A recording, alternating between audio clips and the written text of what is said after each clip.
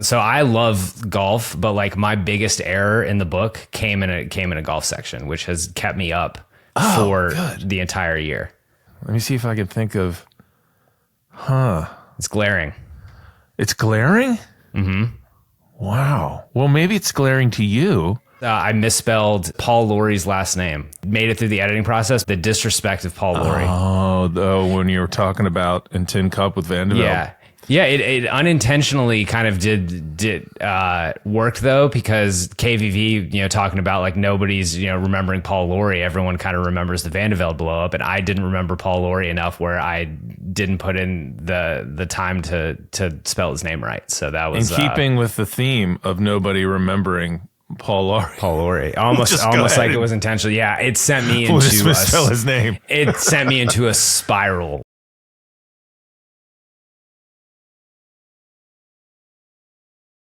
Hey man, congratulations. Thank you. It's beautiful. Thank you. Look at this beautiful, heavy book. Everyone watching on the YouTube, Movies with Balls. A beautifully done book. So I think as interesting as the writing and your takes on sports movies, it's a beautiful book to just look at because you do such a fun job with turning the movies. It's tricky writing about movies, or music or whatever, because it's always like, well, the movie or the music or the images are more interesting than anything we're going to sort of say about it. But you do a good job of making the book very visual, and I think doing these visual takes on scenes from the movies, or turning the movies, the games or the sporting events into tickets, and do all these cool things in the movies. So bravo. I think that was a really, really smart choice. I think people are going to, I know they are enjoying it, and I enjoyed it a ton. Yeah, thank you. Yeah, I mean, in all credit, Rick, the illustrator, is just like the premier ideas man. Like the tickets, the play maps, like he's the ultimate tinkerer. He's always coming up with cool visuals and stuff. We have like half a book on the cutting room floor of sections and write-ups and cool visuals and stuff. But yeah, we just tried to make it, if if you don't have time to rewatch the movie, like crack it open and come revisit one of your favorites. Yeah, for sure. It's just really fun to look at. What is Rick doing otherwise? Because I think we need to get him. It'd be cool to do a Golfer's Journal edition with him or something. He's got he'd love to. Really so cool Rick runs an ad agency in South Carolina. Okay. So he's like an ad guy, graphic designer guy. Yeah, he'd love to. I don't know if he's a huge golfer, but like he's just a huge general sports fan. Yeah, never a prerequisite at the Golfer's Journal. Some of our best creative folks are not golfers. And anyway, we'll talk to Rick about that off the air. I want to talk about the book and dig in here on Movies with Balls. Fair enough to you for pitching. Did you pitch this book with that title? So the original title, it's a long thing. Like the genesis of the book was the tickets that Rick has created. Rick laments the days where we don't get, actual ticket stubs anymore. And he was just kind of tinkering around, and what would the ticket stub to Rocky IV look like? And at first, it would be in Russian because and Rick put it in Russian. We actually have it in Moscow. I can send you. This is one of our little promo materials. We got some like the Rocky IV ticket bookmarks that are all in Russian. That's sick. That Rick did a great job on, and so he connected with me there because I was doing a sports movie podcast, and he was like, "I think this would make a great coffee table book." And I just need someone to do some blurbs. And initially, it was just going to be kind of blurbs about the tickets, and we expanded that into this huge idea. The original idea we sold it at we had called it The Greatest Games Never Played. And it was a fictional retelling of these fictional games as if they had actually happened. Like we were historians digging in, talking to people who had been there, whatever. That's what the idea got sold at. That's what we initially started writing. That's what like my first 20,000 words were. And then we found out legally we were going to have a lot of challenges with that. Really? Yeah. So you couldn't do anything that expanded on the universe. So I couldn't speculate where Happy Gilmore was 20 years later if it hadn't been done by the movie or the original creators, which we'll find out, I guess. We'll find out where Happy Gilmore was. We will find that out. I guess that makes sense because essentially if you're doing that, you're kind of writing the sequels or something. Yeah, like that. Exactly. Taking that out of the hands of the original creators who own the IP. And so then we shifted into what it ended up being, which I'm glad we eventually made this move, was just a celebration of these movies. Why do we love them? Why do we revisit them?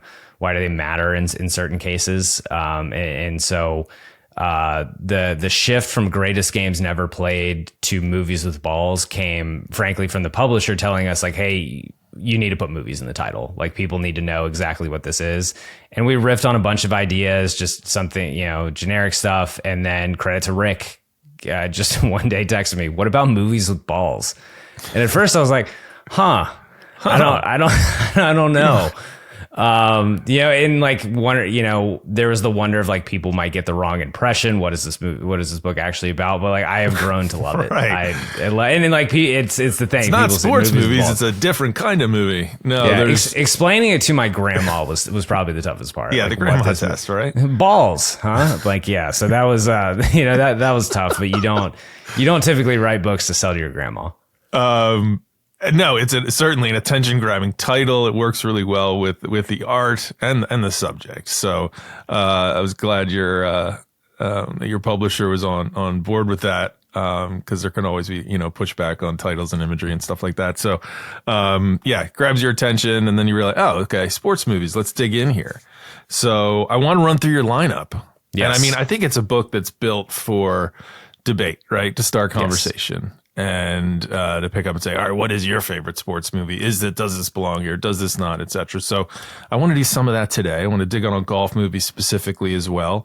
You do a lineup. Your Glory Lasts Forever section has such movies as Bull Durham, Bad News Bears, Caddyshack, Sandlot, Major League, Field of Dreams, White Men Can't Jump, Bend It Like Beckham, and The Replacements. Then we move on to the Best There Never Was section. And that is Tin Cup, Blue Chips, Teen Wolf, The Natural, Kingpin, She's the Man, Days of Thunder, The Karate Kid, and Happy Gilmore. And then section 3, Blood, Sweat, and Tears, Dodgeball, Rocky IV, The Water Boy, A Knight's Tale, yes, Hot Rod, Slapshot, Talladega Nights, and Creed. And then your fourth section acknowledges, it's called a deep bench, and acknowledges, hey, there's no way to get every great sports movie in here. So here's some of the also rans, and you make tickets up for them, and movies that might have made the list. So in coming up with the list, just lay out your criteria. What makes a sports movie great? So the easy part about trimming down the list, the only easy part was we stuck to they had to be fictional, based on fictional events, because the original genesis being the ticket. Like if you're talking Miracle, if you're talking Remember the Titans, League of Their Own, movies like that, those tickets actually exist somewhere. Those events happened. So we were able to easily, like I love Miracle. I think it's an incredible accomplishment. But we were able to say, like, no, I can't do that. Everything else was the movies that if they're, I mean, this isn't as much a phenomenon now, but like if they're on cable, I'm breaking plans and I'm in for however long the movie, the movie is on. So the ones that I still own and on Blu-ray, like the ones that you always want to revisit, the ones that make you, in a lot of cases, the ones that get the sports right. It is not a prerequisite. You don't have to crush the sport, be completely authentic, have all your actors looking like pro athletes, but it does help.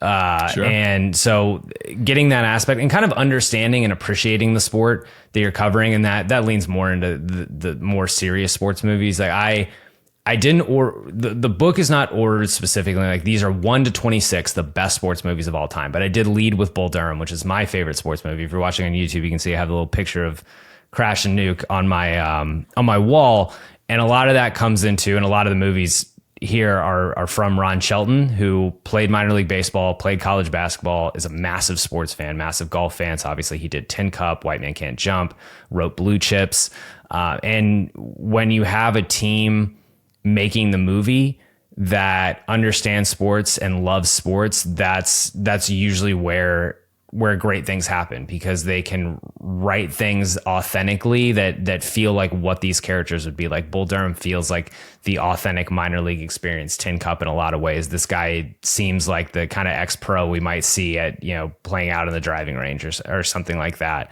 Slapshot's another one where that movie was written by a woman whose brother played minor league hockey, and she saw that all firsthand. So stuff like that always resonates. There's got to be that love for sports. That's why I think the Sandler sports movies are all pretty good, because there's that authentic love there. Adam Sandler, as we all know, loves sports, especially pickup hoops. So it was kind of mix of like our favorites.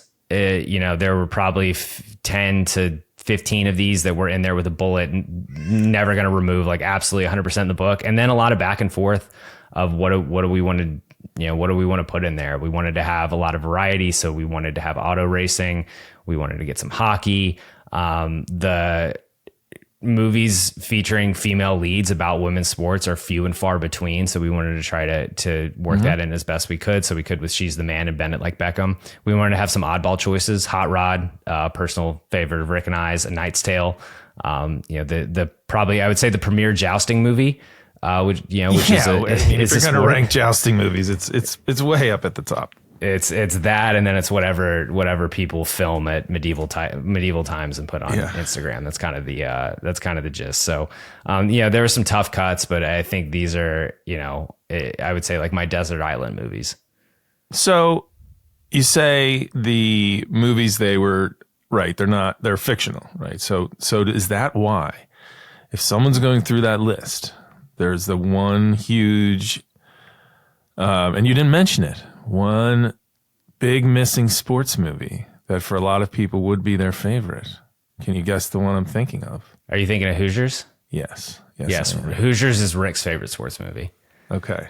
So now I guess it does say when it begins, it says based on a true story. Mm-hmm. Yeah. So that title game actually happened. Mm-hmm. So disqualified it, which was the toughest cut for Rick. Yeah, it's a tough one, because before I read your note and understood the rationale behind the selections and the fictional nature, I went through and I said, I can't. Where's Hoosiers? Where's Hoosiers? Right? So, okay, so that makes sense. And then that's why you have to lose, the greatest sports movie of all time, Rudy, of course. No, I know it's not the greatest of all time, but I do have a soft spot for it. Rudy is slow. And it's from an era where movies were slower. I will say I don't love Rudy, but I will watch that final scene on YouTube just to feel feelings. It gets me every time, and you know exactly what's coming. It's kind of a sign. I always talk about like the big chill moment in a sports movie, that moment that is geared, engineered, designed. I always go to like Roy Hobbs knocking out the lights in The Natural, kind of this premier big chill moment. And you've got to have buy-in in the character. You've got to feel emotionally involved. There are plenty of movies where that falls flat because you're like, I don't really care if this guy wins. Rudy does enough to where that moment feels perfect. Even if you're looking at it cynically, even if it feels corny or what have you, you've seen enough with this character. You've been there enough. You've seen his struggle that it feels really great to see him sack that Georgia Tech quarterback. It's Georgia Tech. It really happened. There's a lot of debate as to whether it happened quite that way, if he was offsides. But nonetheless, it's like a given at every college game day, especially anything with Notre Dame. There's the Rudy was offsides sign. It's a layup. These kids these days aren't smart. They're just stealing. Yeah, no, but it does have that chills moment, and a lot of those. And I'm if you're listening for the first time, I'm saying it came out my freshman year when I was starting at Notre Dame. And how do you know someone went to Notre Dame? They tell you. So I just put that out there. And so it had all this emotional connection and resonance and excitement about it. But not a perfect movie, but a very exciting ending. A lot of movies on this list with those chill moments. What for you are... maybe they're on the list or off the list, are your most sort of overrated and underrated sports movies? Ooh, overrated and underrated. So underrated, I would say the two that when people are like, what's a sports movie you should see? The toughest cut for me, one of the toughest cuts from the book, maybe the toughest, was the movie Warrior. And that is it's an MMA drama with Tom Hardy and Joel Edgerton and Nick Nolte. It came out in 2011, I think. Gavin O'Connor directed, same guy who directed Miracle, same guy who directed the Affleck basketball movie The Way Back, who was kind of the master of that big chill scene. I don't watch MMA. I can count the number of UFC fights I've watched in total on one hand. Yeah. And that movie is incredible. It is so dynamic. Incredible performances from Hardy and Nolte, especially. I think Nolte got nominated for an Oscar, but like no one saw this movie objectively. And so, which is partly why we left it on the list. We had to give some, or left it off the list. We had to give some sort of credence, like commercial appeal. We would like people to buy this book, and the more movies that people have seen in it, the better. But that for me, it's an incredible story. And incredible movie. The action, the MMA action. Again, I'm not an aficionado, but it looks awesome. The fights are really engaging. The way he films it, soundtrack's great. Huge fan of that. And then two baseball movies of the last in the last century. Everybody Wants Some, which is Richard Linklater's kind of the spiritual sequel to Dazed and Confused. It follows a college baseball team in their first weekend at school. Is more of a party movie, but as someone I played small college baseball, and baseball defines every interaction that these guys have. It is as authentic a look as what college baseball players from 18 to 22 are like. And if you enjoyed Dazed and Confused, you'd enjoy this movie. And then there's a movie called Sugar, which came out, I think, in 2008, about a very small indie movie about a Dominican minor league pitcher who comes over to the States and spends his first year in the Midwest League, and kind of it's as much an immigrant story as it is a baseball story, but it's phenomenal. Overrated. Picks. I haven't seen any of those. I would highly recommend. I'm making a list here. Everybody Wants Some is getting the cult classic thing because is one of Glenn Powell's first big roles, and Glenn Powell is obviously ruling the world right now. So that's but a lot of guys in that movie who played baseball, so like that comes through. Some like former college athletes, things like that. But yeah, I would recommend all those. Overrated's tough. I'm not trying to get hit. You don't want to get hit. And man, what is something that people put up on a pedestal where you're like, I'm not sure if that belongs up there. Yeah, it's not that it's overrated. I'm just saying the football and Remember the Titans could have been better. Okay. I've seen Remember the Titans 100 times. The football could have been better. Specifically the state championship game. They could have found a way to make that a little more authentic. The last play being that reverse with the quarterback leading listen, I get it. I totally get it. It's a Disney movie. There are a lot of great big chill moments. That movie's about more than football, but you could have done better. Also, Petey was a quitter. We were celebrating a quitter. So, that's a problem. Hot takes here on the Golfers Journal podcast. Petey was a quitter. And there are big questions about Gosling in that movie too. Not to dive deep, but when he gets benched, he can't cover a white guy. And his dad comes into the coach's office and is screaming. And he was like, 5 times he was the player of the week last year. And it's like, then why isn't he any good anymore? What happened? What was he doing in the offseason? Why is Gosling so out of shape? Why can't he cover anybody? So the big issues there. Some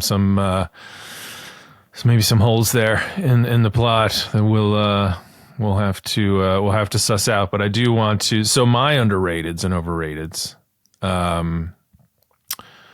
I just went on some of the movies that I found in the book that I would debate you on. Okay. For Rocky to not be at the top of the list, the front of the book. So Rocky for me, I think, is the greatest sports movie of all time. Again, fair take. Biases, Philadelphia kid, not from South Philly like Rocky was, but hey, I did live right next to the art museum steps for a long time. So I think Rocky for me, because I think a great sports movie obviously needs to transcend sport, right? And become about all these other things. And then if you took away some of the sport element, that the characters and the writing, the dialogue, that all of that would still hold up. And I think, Rocky, obviously the boxing's important, the fight's important. But it has this just sort of universal story, universal underdog story, getting your one chance story, wrong side of the track story, stranger comes to town story, like all these sort of classic story themes. I think it's just a great screenplay in that regard. I love that, in the 1970s, you have a script where, Apollo Creed, the black athlete, when at that time, a lot of sort of pop culture, whether it's, sitcoms or whatever, depictions of black characters are sort of kind of silly or cliched. You have Apollo Creed is a savvy businessman. He's smart as hell. He's sharp dressed. He wants to fight because he understands the politics of him getting to fight a South Philly kid. Like, it's just smart. And then the dumbest character in the movie is the Great White Hope. So it like kind of twists some like the second dumbest character in the movie, because you don't want to forget Paulie, who is Paulie, dumb as rocks. Absolutely, no doubt about it. So you have these really like these characters, with so much to overcome, and they're, not just where they're from, but this guy's like a mafia goon and all this stuff. And like those transformations are super compelling. And of course, the best thing about the movie is that he loses. Mm-hmm. And it's hard to find another great sports movie where, well, I guess we could talk about Tin Cup, but and we will talk about Tin Cup very shortly, where the champion or the hero doesn't triumph. So you go with Rocky 4 in your top list. Rocky 4, compelling, good, comes just at the right time in our geopolitical situation. There was Rocky ended the Cold War. I can still remember being in line for that movie and seeing the Russian flag and the American flag. And it was just at that time. And it's like, and you're like, oh my gosh, this matters, and it having that impact was pretty compelling. Why Rocky 4 and not Rocky? So partly for that reason, Rick seeing it in theaters too, and having that same reaction. And we wanted to only pick one movie from the Rocky franchise. We cheated. We also did Creed because we both absolutely just adore Creed. I love Creed. I'm not going to fight you. Rocky is the better movie for sure. Rocky 4 is a cartoon. And I think that's why we went with it. We kind of got like, what would be more fun to really dive into? Rocky's much heavier, obviously. Yeah. Every part about it, it's I would say a much more like authentic feeling movie. Whereas Rocky 4 was the one way we could kind of write about 80s style movies, and that like what Stallone's other movie, like Cobra and all these ridiculous movies that he did. It feels much more like that. And so it was much more of a celebrating the cartoonish aspects and the bombastic aspects, and writing about, I think I threw in a joke about the front row of that fight was like being at SeaWorld with how much like baby oil and sweat was just getting sprayed on people. Yeah. So it was more totally. Like, where's there more to unpack? And also Rocky has been unpacked a million zillion times. It's true. Yeah. So sure. Yeah, it was more like what's going to be more fun. There were some, I had an even deeper dive on, the concept of the Rocky villain and who would be the best one. There's a briefer version in there, but, Apollo as a foe is, I would say, more compelling than Drago is. And especially then you get the relationship that builds between Apollo and Rocky over the course of the 4 movies until Apollo does his fight with Drago. The interesting thing with Rocky 4 that is a little more grounded and it ties in Apollo is why Apollo's doing that fight with Drago and kind of gets into that the thing that I think a lot of former athletes do is like, once you're done, and there's no feeling that's going to replicate for a lot of them. It's hard finding that rush again.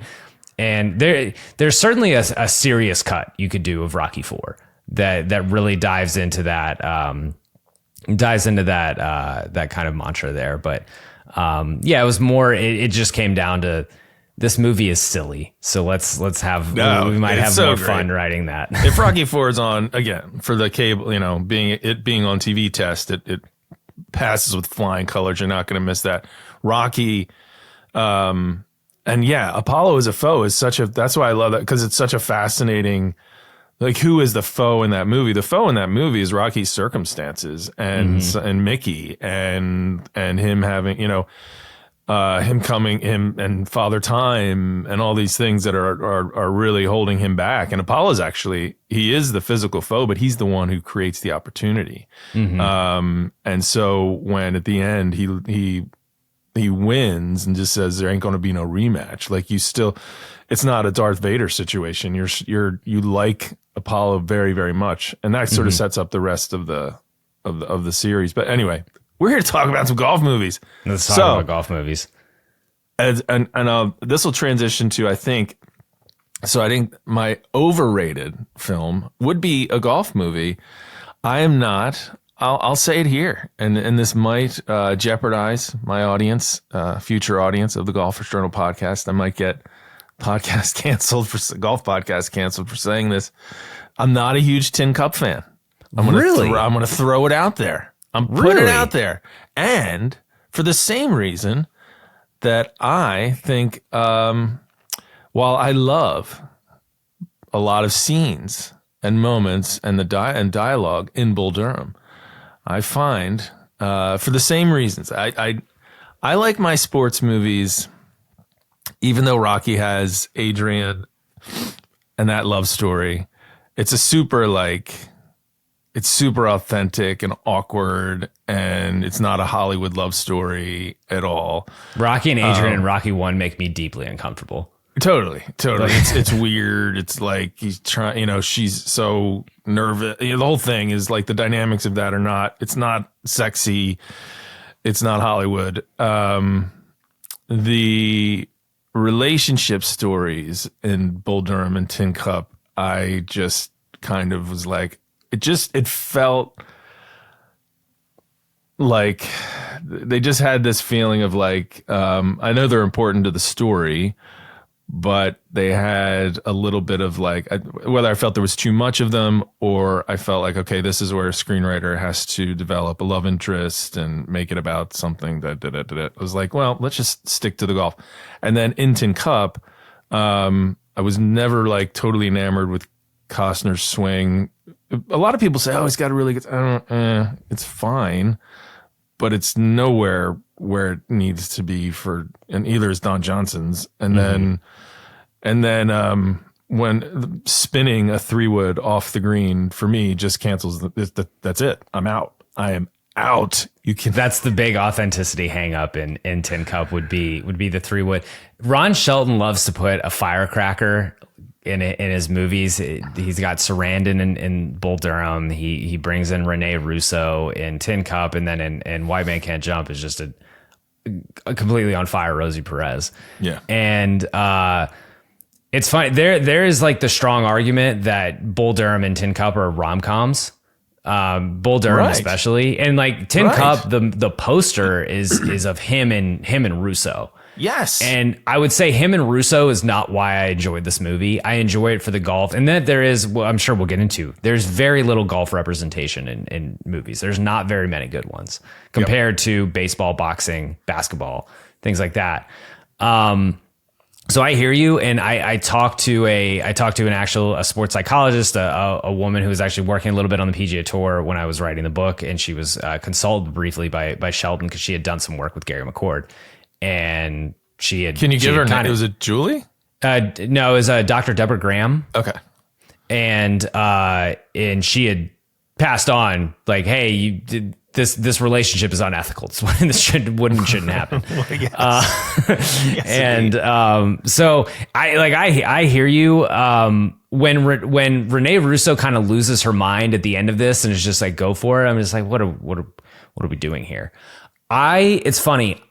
When I was younger, when I first kind of started seeing Tin Cup, I did not like the ending. I wanted to see him win. I wanted to see him overcome his bravado and do something. And I was always annoyed with the line when she's at the end, when she says, no one's going to remember who won the 94 US Open, but they'll always remember your 12. And at first I was like, what? Everyone remembers who wins a major. What are we talking about? And we don't always. We remember Tiger, we'll remember some of the ones from are we really in 10 years going to be talking about like when Xander won at Valhalla? We're not going to remember that unless like you're the biggest of the golf junkie. It's not going to be something we talk about. I think the ending for me, when I kind of morphed into liking it, is like, oh, this is just true to this character. This is who this guy is. And I was fortunate enough to talk to KVV, Kevin Van Valkenburg, about the ending and stuff and what he thought and kind of how we would remember this. And this would be something that we come back to 20 years later. I think KVV had said this would be something that's, Stephen A. Smith would, if at the time Stephen A. Smith would have talked about it on First Take, and this would be someone that Wright Thompson would dig up 20 years later to talk to. And I made the unintentional, I've told you when we started recording, the unintentional, my biggest mistake in the book is KVV was talking about the Van de Velde blow up at the Open. And sure. I somehow through all the editing misspelled Paul Lawrie's last name, which kind of unintentionally makes the point of like, sometimes the blow-ups are who we focus on more, because we talk way more about Van de Velde in that Open than we do about Lawrie actually being the winner. That is regional though. Yeah. When you're in Scotland. Oh, I'm sure. Yeah. They talk about Paul Lawrie in the Open. Canceled all my book tour appearances in Scotland. Yeah, because they certainly talk about Carnoustie as the Open that Lawrie won, and they know, and people don't realize Lawrie had this incredible comeback that day as well, and it was the biggest deficit ever made up, I think, by an Open champion, and you will hear about that in Scotland. But yes, of course, I think around the world, it's Van de Velde that we recall the blow up, and so yeah, the blow up is. I find it dissatisfying as well in that movie. It, again, like Rocky's an example. Not everyone, you don't always have to win, but I think, in movies, you do, in any narrative, right? The hero in chapter 1 should have changed, or act 1 should have changed in some way by the time you get to act 3. So in Tin Cup, you get this, it's like the victory is him accepting and celebrating who he is, right? And that's cool. And I think that's great for everyone in your everyday life to understand who you are and love who you are and all those things. In movies, that doesn't often work. Even though Rocky loses, he's proven himself. He's very different at the end of that movie because he believes he can actually win, right? And he's not a joke. In Tin Cup, he's presented with this opportunity and he reverts to his default. And it's like, okay, it's fun. And you're a crazy, wacky golfer, ball smacking guy. I don't know. I don't know what the better ending would have been, but I think I think from the poster to the marketing it to that rom-com-y feel of it is where I default to, like, great golf movies being some of the others that you listed. And of course, I think the movie that most people would consider the greatest of all time, A Gentleman's Game. No, I'm just kidding. Caddyshack. Caddyshack. You listed very highly and rank it very highly in the book and get into, and I love the essay that you include, and I think it's Spencer Hall who writes the great Spencer Hall. Yeah, there's a great exploration of the class nature of all the sort of subtext of what's going on in Caddyshack. And I think it's very true. I mean, the original poster for Caddyshack says the snobs versus the slobs, or, so it puts the sort of class thing like right front and center, which I think is really interesting, because as silly of a movie as it is, there are, I think of any like sports movie, there are probably some of the more interesting societal themes going on. You've got class, race, upstairs, downstairs world. You've got new money, old money. You've got youth versus, the old, there's like a lot going on. And meanwhile, it's slapstick funny. But it's actually, I think it has a sort of less obvious sort of depth that I think makes it just puts it over the top for me.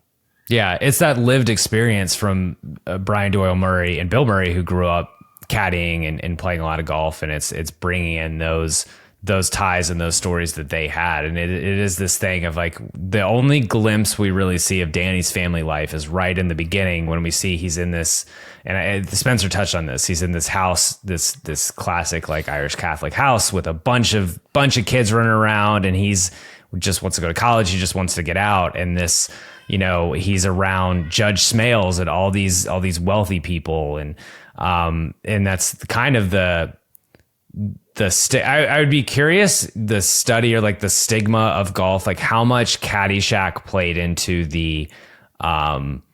that golf is kind of the snobby country club game. I think, right. And you especially, you're someone who celebrates like muni golf, and you can find great golf anywhere. Like I live in San Antonio. I live in an awesome public golf city. But there is that, it does play on this classic like country club, truly the snobs versus slobs kind of thing.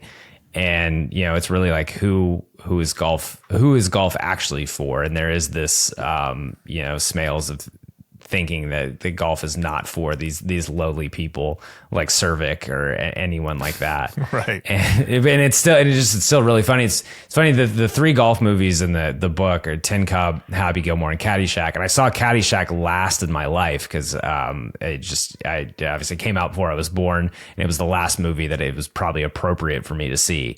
Happy Gilmore being first. But it's funny, I saw it, I probably saw Caddyshack 20 plus years after it came out, and it's still just extraordinarily funny. And it's over 40 years old now, and it's still just as funny. Like I would say it is the funniest golf movie by far. The golf itself, although the guy, Danny Noonan's swing is beautiful, especially for 1981. Yeah. There's this, I've never named it, but there is this sliding scale for sports movies of how good the athlete actually has to look. And the older the sport is taking place, like the natural in the 40s, 50s baseball, guys didn't have to look that athletic. It was just different. Like you look at those old clips of Babe Ruth swinging, and he's spinning around and he's all that stuff right. Versus like if something takes place now and it's like these athletes that we have now, like Xander's swing would stick out like a sore thumb in Caddyshack or someone like that. So, all that to say, like the golf isn't the most authentic, obviously. I would have a lot of questions on if you would count a putt that got knocked in because a crazy greenskeeper blew the course up. I think you would find a strong argument that like that bet doesn't have to be paid. But when you have Rocco and Bruno, they're gonna get it done. They're definitely gonna get paid. Definitely gonna get it done. Yeah. I love Caddyshack. I put all three in because I love all three, and it's the rewatchability too of Caddyshack I think beats Tin Cup, because Tin Cup has some lull moments. Mm-hmm. You could argue. I think there's some snoozy moments. Yes. Yeah, Caddyshack being this collection of skits that they morph together in this movie, all being funny. You can go to the one scene between Chevy Chase and Bill Murray that they just were like, we need to get these guys in a scene together and just let them cook for 2 minutes. And it makes me laugh every time. Yeah. There isn't a scene that you can't watch, laugh at, enjoy, quote. which is great. But I like your comment about the swings is really interesting because it depends on like what era are you making the film in, the sports movie in. When you see old timey football movies, they run along like, silly, they're like slow, dudes with leather helmets and they look funny and that feels appropriate. Danny's swing actually for that time is a real nice reverse C. Like, you don't swing like that. Not too many people swing. No one swings like that anymore today. But if you look back at like Johnny Miller and those swings, that they would have been modeling Danny's swing off. He's got that pure, like C action, which is really, really lovely. So it does, if you looked at it now and someone's like, that's not how we swing, but, it's a good move. And I know that, speaking with some Caddyshack people over the years, like that Danny, like that he really worked hard on his swing for the movie. I'm not sure how hard Chevy Chase worked on his swing for that movie. And it doesn't seem like his vibe to have worked hard or really done anything, just from what we know about Chevy Chase, done anything to make anyone's job any easier.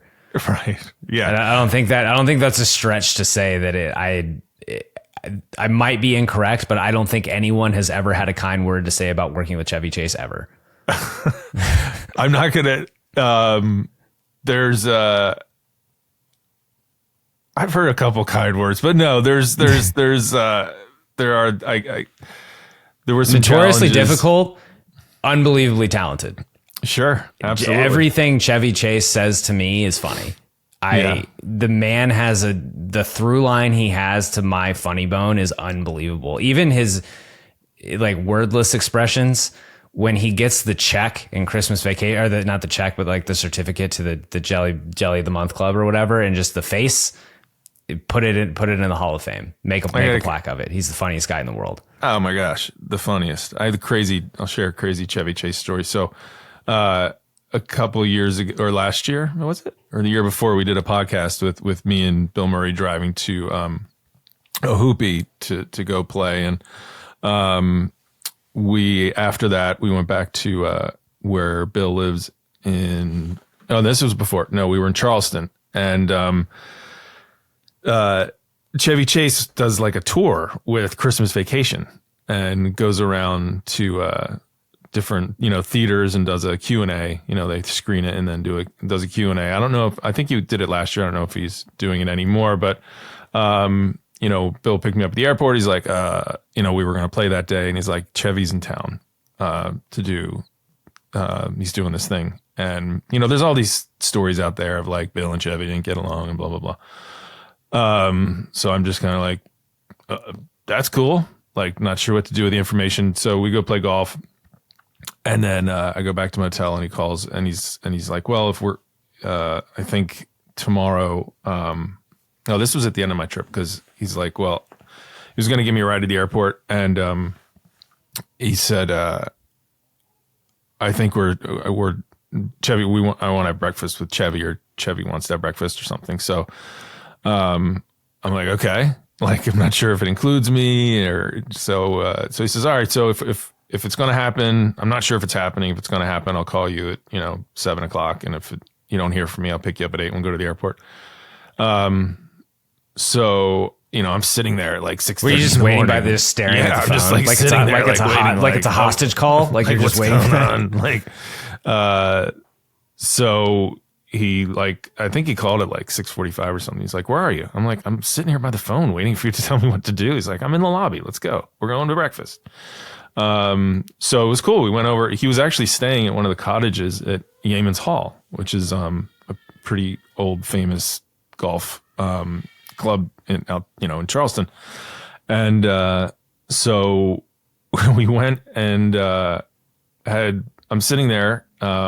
We went to Chevy's cottage, got him out of bed and we're like, cause, I had this flight to catch, and not that my schedule was impacting what they were doing, but I was kind of trying to move things along because I desperately wanted to meet Chevy Chase. And so we sit down for breakfast and, we're like sitting outside or sitting out at Yeaman's Hall. I'm sitting outside. I'm having breakfast with Chevy Chase and Bill Murray. And Bill Murray. Listening to tell the stories and laugh at each other's stories about like old Hollywood, or like going on these tours together or trips together, or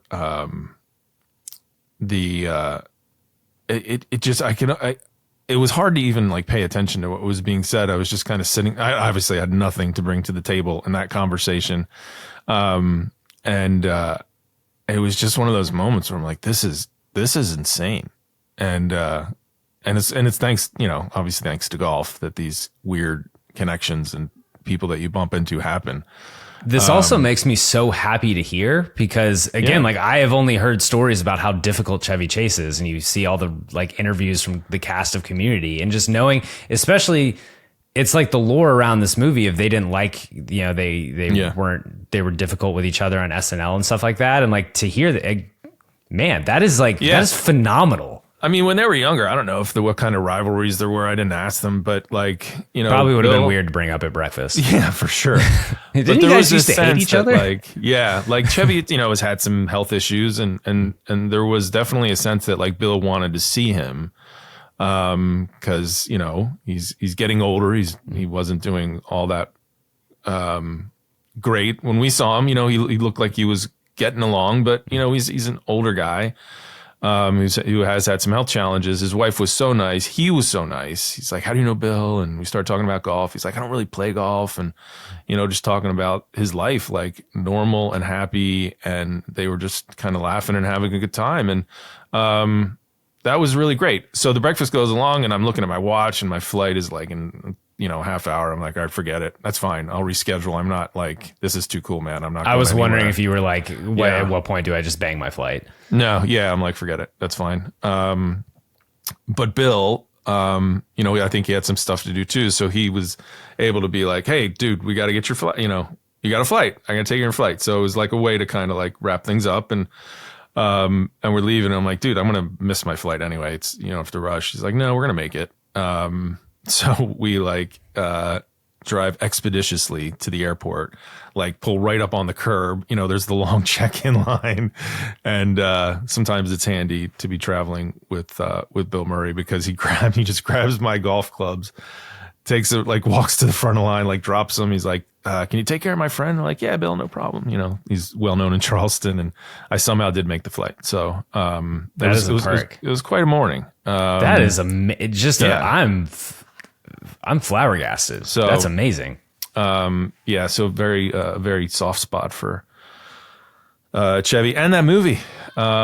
Just genius throughout. And like, I like the essay in the book, how it talks about Chevy Chase's character in Caddyshack, how he is sort of disgusted with himself, right? Like that he embodies this, he's moneyed. He's from the sort of the moneyed class who is aware of how sort of useless their lives are. And he's not putting up the charade that one does at a country club, where if you have the right jacket from the captain of the Royal Navy or whatever, he's the anti-Judge Smales, because he's not impressed with himself. He's not impressed with all the bullshit. And that's what makes him such a cool character. I thought that was a really thoughtful way to think about Ty, who is otherwise just kind of a kind of a silly character.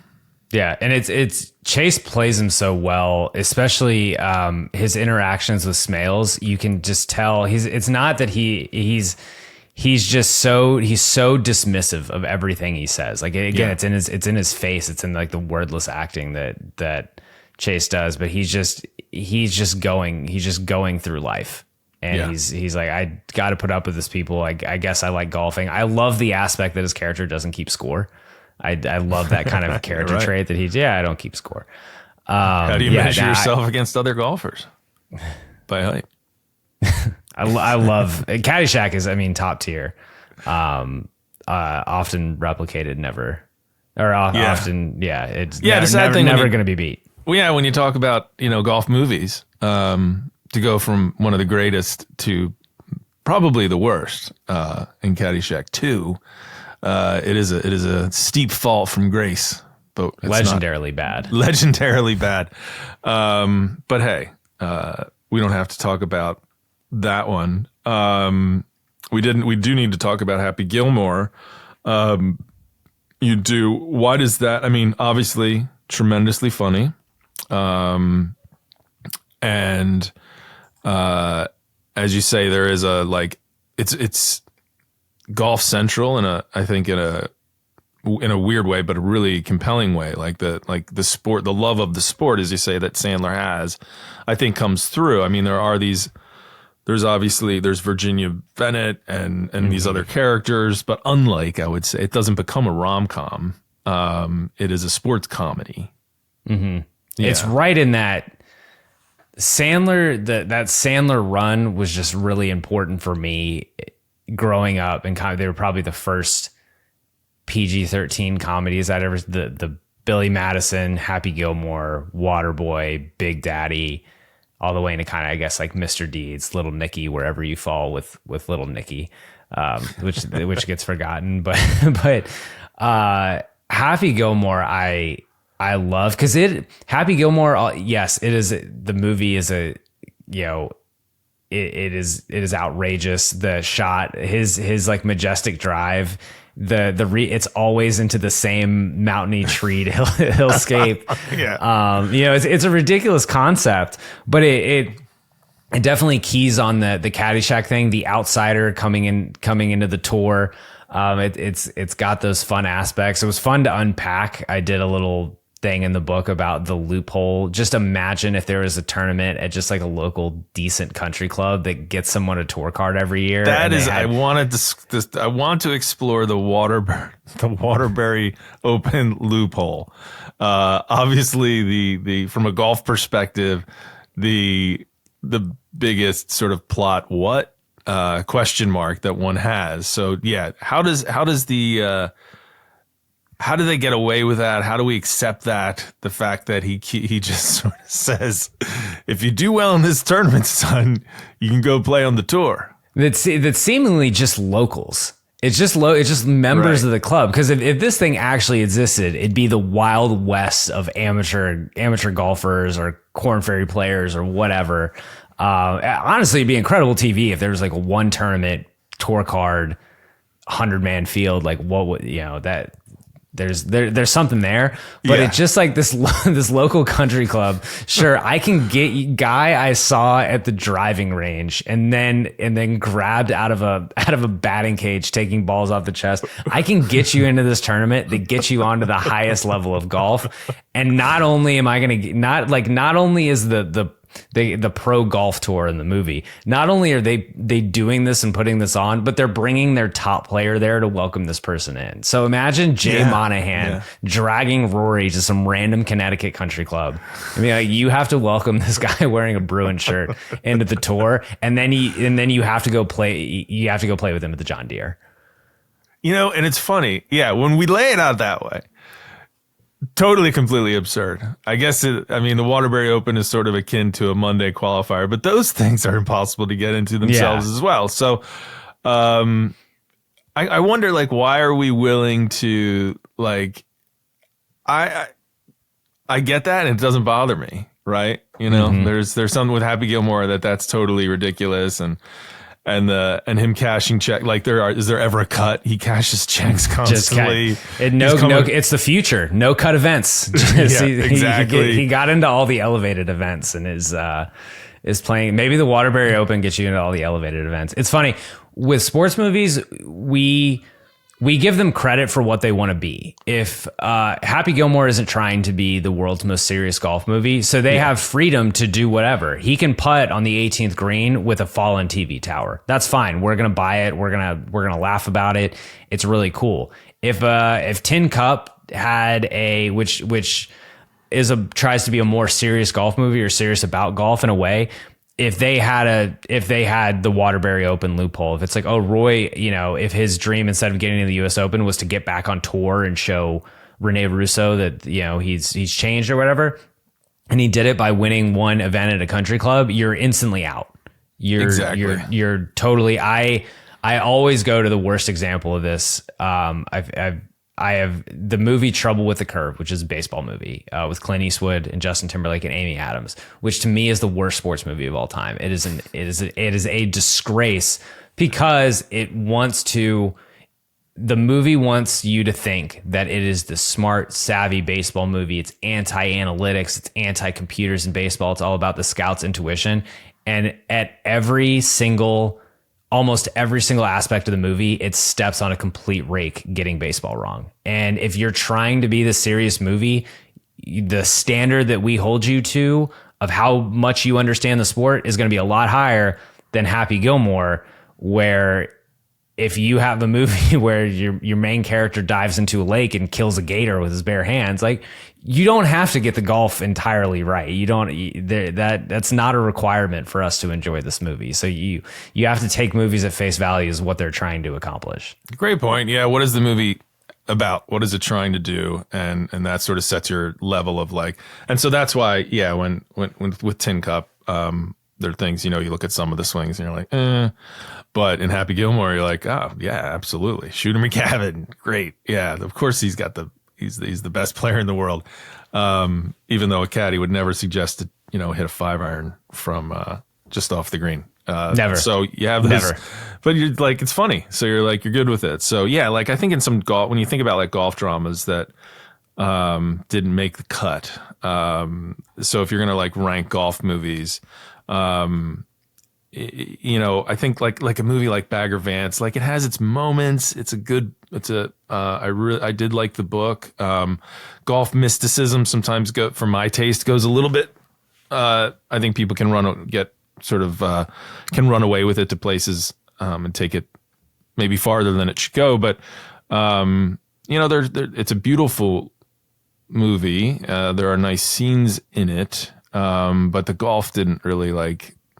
The Bagger Vance character is kind of a little caricature-ish and problematic trope in that movie. That very problematic trope. Unpacked. The scene though where he's talking about, and it's the big time golf mysticism, but when he's talking about seeing the field and the music starts playing and it zooms in on like what Bobby Jones is seeing, watch Bobby Jones and stuff like that. I get it. It's probably a little corny, but every time I'm like, man, I gotta go play golf. Like that just makes me, I just want to see the field and step up to the first tee and just wipe my driver onto the opposite fairway. And then I'm like, oh, I'm back. This is actually what golf is. Yeah. So those moments because that's it. Like you say, a movie that takes itself seriously. That's why I think people generally like The Greatest Game Ever Played. Again, based on true. So it wouldn't be in your book. Wouldn't be in our book because based on true events, and I like that movie as well. I think they actually made golf look. It's hard, it's hard to make golf look cinematic in terms of like you just don't want another shot of a ball bouncing down a fairway and another shot of a ball landing on a green. And how do you make that look dramatic? And I think they do a pretty good job. The cinematography is interesting. It's a fantastic story.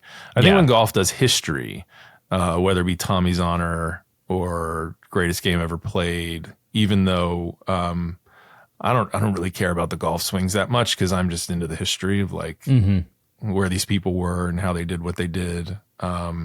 And there's a chills moment in Greatest Game Ever Played at the end when the dad's there. Like you can't, it's father sons. You can't not feel that. Yeah. I think it leans too on the Shia LaBeouf for all his, the well-documented troubles and things like that is incredibly charismatic, incredibly talented, good in almost everything. So like leaning on that, I do love the history aspect, kind of the look at old school golf. The thing with Greatest Game Ever Played is it was in that era where it was kind of like, let's use CGI for everything. And like, we've got these computers, we can do everything. And then like looking back, you watch it and like, it's kind of some of the CGI in it is tough, but I really enjoy that movie. I covered it on my podcast to fairly like good review. I enjoy that one too. That's where there's so much, if you're talking about like what golf movies could be made, should be made, it's essentially a blank slate in terms of like the stories that you could tell from the history of golf. it's probably a given that we'll get a Tiger movie at some point, but like we were all there for that. We saw everything. We saw too much in some cases. Tell me, like, do an actual, do a story about the first Masters, or something Arnold Palmer. Like, there's so much over the history of golf that you could do that could make an awesome movie. I think a Ryder Cup movie would be fire. Would love that. It's interesting because, like you said, the breadth of golf movies, it's actually, when compared to other sports, it's very narrow in terms of how many notable golf movies have been made. And it's it's the inverse of, like, George Plimpton had this saying about the quality of the writing is, there's an inverse between the quality of writing and the size of the ball, right? So, like, the smaller the ball would get, baseball writing better, more great baseball writing, the football writing, and golf writing, that there is a real canon of great golf writing out there, but not so much golf movies. And I guess it's hard to shoot. It's hard to get the swings right. And there could be any number of reasons for that. And also, probably, of all those major sports, it probably has one of the, I hate to say, a smaller following, but certainly smaller following than football and soccer, et cetera. So there is a golf movie that didn't make your book, and I wonder if you've ever enjoyed it. Might be on the underrated list. Have you ever seen Blades? I've never seen Blades. It's about the killer lawnmower at a country club in New Jersey starts taking out the members. I've never watched the whole thing. I believe it's available on YouTube, but we were talking about doing a screening one time for our Broken Tea Society members. So 1989 horror comedy, 35% on Rotten Tomatoes. There are a lot of movies that have far less than that on Rotten Tomatoes. Right? Yeah, that's not bad. That's not bad. At one point in my younger life, trying to kind of make it in Hollywood, I ran into the actual producer of that movie, and then didn't think about it again until, like, last year when someone found it on the interwebs. So none of the actors in this movie have a Wikipedia page. There you go. That is something. That's an accomplishment. So check out Blades. But yeah, there is another golf movie coming up that is actually, you can hear it being talked about on the Golfers Journal podcast with Ed Burns, Finnegan's Foursome. So that'll be out in the summer. So make sure you check that one out and check out what Ed has to say about making a golf movie. Yeah, Ed Burns is great. Did see you did some recent recent stuff with so that's a fun one. Irish golf movie, much more of like a family story, and the golf and the Ireland and family probably are like 1, 2, and then the golf is important, but it's not essential. And what's nice is it's not a story about professional golfers. So the pressures on making it look great in terms of the golf swings and stuff were a little bit different, but that's a fun one. And of course, you could call it overrated or underrated, but when it comes to golf movies, there was this 23-year-old kid once in Philadelphia living in his parents' basement, scratching away on a novel, and got a phone call and said, we're going to make this into a movie. And that sounded pretty good and pretty crazy and pretty unlikely, but it did happen. And so did you watch A Gentleman's Game? I have not. I've actually not seen A Gentleman's Game. It's on perfect. It's on the list. I have this master spreadsheet for my sports movie podcast, which is expanded into, like, we cover like non-sports movies. The conceit now is like every movie is a sports movie. So it has made knocking the sports movies off the list. But I do like it is on. I could show you the spreadsheet. It is on the list. I'm honored to make the spreadsheet. It's been enjoyed by, as I say, dozens around the world. I think the whole thing's probably up on YouTube for free at this point. But which is always nice when I'm rewatching something for the movie and it's on YouTube or it's available to stream somewhere. You'd be surprised how many movies are not. Yeah. I mean, it used to be on Netflix, and then that was. I mean, we made it in like 2000. It's over 20 years ago. that's crazy. And that had to be just not to flip but as it's like developing into, seeing like the vision, whatever you originally had in your head, like on screen, is it exhilarating? Is it nerve-wracking? Like what's I guess the balance between exhilarating and incredibly nerve-wracking? No, it was, for me, especially at that point in my life, it was just all excitement, and it was all a dream, and it was all giddy, and I was not discerning when they asked my opinions on things, because I loved everything. It was, I'm a kid, and I'd write.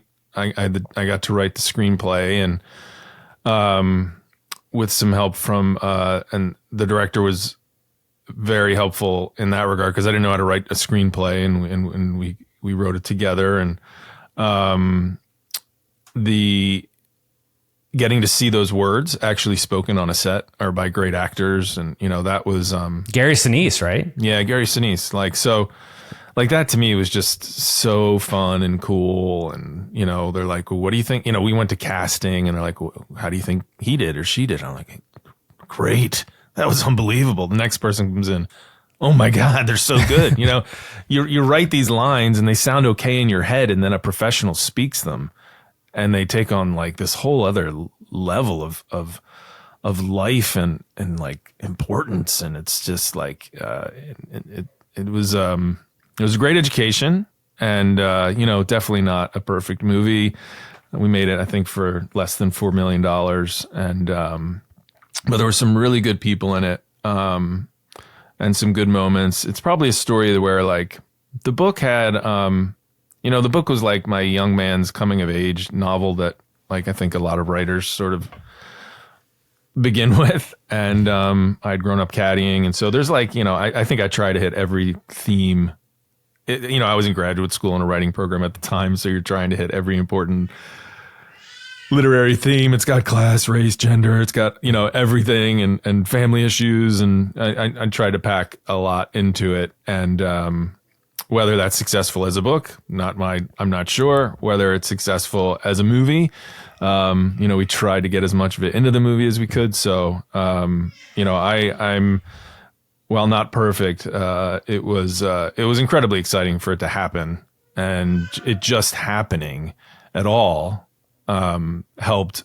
It helped the book do better. It helped, there's all these ancillary benefits to a book being made into a movie, but it did really. It's an incredible accomplishment, and again, there's been so few golf movies made that the fact that like that even happened is incredible, because there's just I was fortunate to interview Ron Shelton when he was doing his when he was on his book tour. He wrote a book about the making of Bull Durham, and it's basically what he said. He's like, golf's really hard to film. It's really hard to get right. Yeah. It's really, really hard. So the fact that like the story is there enough to motivate that to be made is just an incredible accomplishment. No, it was cool. It really screwed up my perspective for the rest of my career, because I thought, hey, so you write a book, and then the book comes out, and they make a movie, and it's like really fun, and you get to hang around the set, and you get to, be an extra and all that, and can't wait for the next one. Not realizing that you're exceptionally lucky if you even ever get a book option to be a movie, let alone made. So yeah, no. I mean, A Course Called America has legs, if not right. If not as a movie about, if not as like a nonfiction story, as like a doc. I'm not going to. Not ready to to reveal any plans or here or make any announcements on this podcast, Kyle, but I'll just say, who knows? You might see more of this ginger hair on a screen near you at some point, but we'll see. I would welcome that. Would absolutely welcome that. You're the only one, but no. Hopefully, we'll see what happens. But this book is so fun, and it starts. We had a really nice conversation. because I think that's what it's really engineered to do. So quickly before you go, I'm going to give you my 100% agrees, and I'm really glad these are in the book. Bad News Bears, 1000%. Field of Dreams, excellent. So glad you included Teen Wolf. Completely underrated. That wolf can play hoops, great moves, and you've got a great rebounder in his buddy who can't make it down the court, and the coach is one of the great characters of sports. So Teen Wolf, fantastic. Glad the Natural's in there. Man, incredible coach. So good. Kingpin, I absolutely agree. Just some great lines in there. I'm glad the Karate Kid was in there. A formative movie from my youth. Definitely a movie I think that transcends the actual. There's a lot more going on there. It's a relationship, father-son story, really, with some good karate and revenge. But you do mention in the book how Johnny kind of blew it. I mean, he really should have seen that coming. And also Daniel is very injured. Every adult running that tournament blew it. You can't have a kid there's just a lot of problems with he's hobbling out there. Again, it might have just Daniel been LaRusso's going to fight. Yeah, Daniel LaRusso's going to fight. Yeah, and it's didn't a doctor just say no way? Are we sure? I think a lot of it is 1980s kind of whatever. He's fine. It was a better time, man. Clearly. I was there a lot of great. I mean, arguably the best decade for sports movies. You can make a strong argument. Then you go on. I'm glad A Knight's Tale was in there because I like that movie. I love that script. I'm so glad to hear you say that because that's one of the ones people are like, A Knight's Tale. I love A Knight's Tale. A Knight's Tale is so much fun. Brian Helgeland, extraordinary script. I remember that when A Gentleman's Game was being made, the director sent me Knight's Tale. It hadn't been made yet. And he's like, just read how freaking good this script is. And I was like, holy shit. I care about jousting like it's a football movie, right? Paul Bettany in that movie, I have so much Paul Bettany stock because of that performance. It's coming out of the walls still. Yeah. He's unbelievable with those monologues and those intros and things like that. And I love that they were like, why don't we take modern sporting concepts and put them into jousting? I dig that movie so much. And then so much. Nate, hey, who's our lead going to be? Maybe one of the best young actors of his generation. Let's grab that guy. Yeah, let's grab that guy. Old Heath. God rest his soul. God rest his soul, the legend. God, Slapshot is so good. So glad that was in there. And then your extras in the back, which I was just glad to see you mention. We mentioned Rocky. Victory is a freaking awesome movie. That was Rick's toughest cut. That's Rick's soccer. Yeah. And you needed a soccer movie. This is one of the great, talk about Rocky IV being about geopolitics. This was the Nazis and camps and putting together the team and taking on, and then they escape and the whole thing. It's so good. And Sylvester Stallone is in a serious role. Mm-hmm. Fantastic. Pele in that movie. Yeah. And Pele is in the movie. When you got Pele and Sylvester Stallone in a movie, immediately right to the top. Mentioned Rocky, over the top. Fantastic. Mm-hmm. I still turn around my hat every once in a while and get ready to go over the top. So an arm wrestling movie is fantastic. I'm so glad Vision Quest made it because that was a formative 80s movie for me, a wrestling movie. Him trying to cut weight for the final match is those are watching that as a kid. I'm like, this is crazy. So I had never seen it. Until maybe last year. I have a Patreon group for my podcast and they vote on a movie every month and they voted in Vision Quest. And I was like, okay, let's check this out. It was new to me and I was pretty blown away and on both sides. Cause I didn't wrestle. This body is not made for wrestling. And, so I was unfamiliar with the culture for the most part. I thought all the wrestling stuff in the movie is awesome. I thought all of his interactions with women make me deeply uncomfortable, and I wanted to shower after the movie. But I enjoyed it. I enjoyed it. Yeah. I would watch it again. Just a very interesting movie. Yeah, the relationship in that is really because it's a relationship movie, tied up with this kid trying to get out of town and figure out who he is. And so, yeah, there are some undertones there that are kind of weird and age inappropriate by our standards. Anyway, it's a cool movie. What happened to All the Right Moves, man? You know, because I put Vision Quest and All the Right Moves kind of in the same universe. You want to talk about a coach who choked in All the Right Moves? You could have taken a knee for the safety, and that's a big thing. Huge. It's funny that movie. I did it on the show a long time ago. I can't remember the exact specifics of the trivia, but like they made it. It's got Cruise as the lead, but it was this small little movie. And then in between them making it and in the movie coming out, Risky Business comes out, and suddenly like Cruise is huge. I think it's good. I don't care for the ending because I didn't find the coach. I wasn't happy to see Tom Cruise going to play for that guy again. I didn't care for him. It does. It is a little bit of a Deus Ex Machina convenience. It's like, oh, okay, suddenly he's got a job and now you're going to play for him. Everything's fine. At San Luis Obispo, right? Like Cal Poly or something. I think. Yeah. So whatever works, man. Awesome. Kyle, this has been so much fun. We could talk about movies. That's why movies are great. They're great to not only enjoy, but they're even better sometimes to talk about. So it's great to remember a lot of these films that are in here that I hadn't thought about in a while. And cheers to you for getting golf in there, and doing a really thoughtful exploration of those films and all the films. So there's so many things in here we didn't get to talk about, the different sort of questions that you answer that come up from the films, like, well, what would Spackler have been arrested for blowing up the golf course, and all these different debatable topics that are in here. So great gift, a great book to check out, and will be I think if anyone sees this on your coffee table and says movies with balls, it's going to start a conversation. So check it out. Yeah, thank you so much for having me, Tom. I really appreciate it. And yeah, book looks great on a bookshelf, great on a coffee table. It's kind of all credit to Rick, who did an amazing job designing it. Awesome. Well, thanks so much for joining us. And next, we'll have you back on to talk some more movies sometime. Awesome. Sounds good. Thanks so much.